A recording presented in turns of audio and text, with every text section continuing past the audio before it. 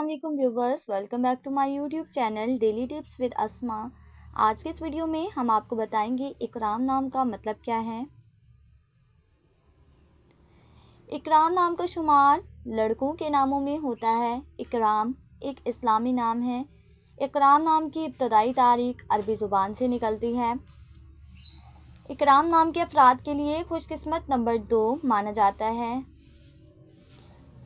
माहिरीन के मुताबिक इकराम नाम के लड़के बहुत मासूम होते हैं। इकराम नाम का मतलब है एहसान, मेहरबानी। इकराम नाम के लड़कों के लिए खुशकिस्मत दिनों में बुध, जुम्मा और हफ्ते का दिन शामिल है। इकराम नाम के अफराद के लिए मुवाफिक रंगों में काला, नीला और सुरमई रंग शामिल है। इकराम नाम के अफराद के लिए मुवाफिक पत्थरों में रूबी पत्थर शामिल है। खुशकिस्मती वाली धातों में हिंसों के हिसाब से लोहा शामिल है।